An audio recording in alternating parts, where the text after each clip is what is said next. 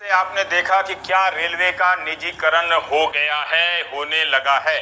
मैं पर्ची लाया हूं, अगर आप गूगल में जाकर इंटरनेट में रेलवे का निजीकरण नहीं होगा पीयूष गोयल हिंदी और अंग्रेजी में टाइप करेंगे तो कई तरह के बयान होंगे, लेकिन 3 बार इन्होंने सदन के भीतर बोला है। राज्यसभा में रेल मंत्री ने कहा है कि रेलवे का निजीकरण नहीं होगा, ये बात क्रिस्टल क्लियर है।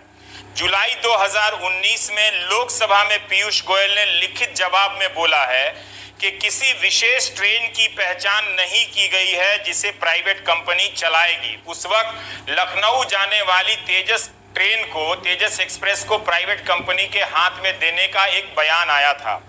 जनवरी 2020 में इंदौर में रेल मंत्री कहते हैं कि रेलवे देश और देश की जनता की धरोहर है, इसका निजीकरण नहीं होगा।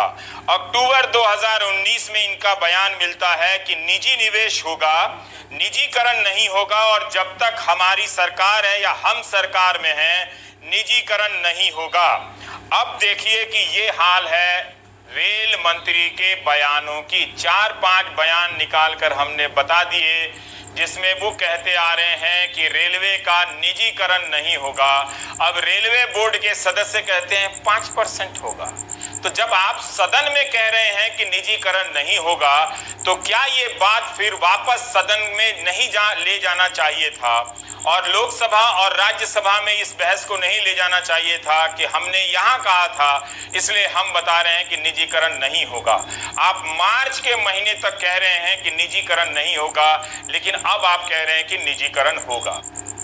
पब्लिक प्राइवेट पार्टनरशिप में साथ में निवेश करेंगे, भारत की जनता को भी उस निवेश में सहभाग लेने का अवसर मिलेगा।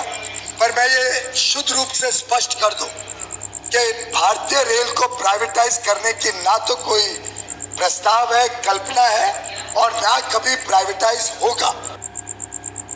तो आपने देखा कि पीयूष गोयल आपको स्पष्ट कर रहे हैं सदन में और सदन के जरिए जनता को कि रेलवे का निजीकरण नहीं होगा।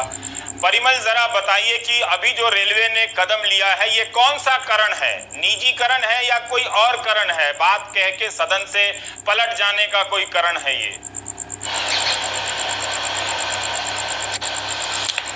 नहीं, बात सही है कि ये निजीकरण ही है और बार बार इस बात को लेके हमने भी सुना था कि ये बार बार मंत्री जी की तरफ से कहा जा रहा था कि निजीकरण नहीं होगा। लेकिन कल इन सब चीज़ों पे विराम लग गया जब रिक्वेस्ट फॉर क्वालिफिकेशन को लेके रेलवे ने लंबा चौड़ा बयान दिया कि कुछ प्राइवेट पार्टी है जो ट्रेन ऑपरेट करेंगी और 151 ट्रेनें ऑपरेट करेंगी।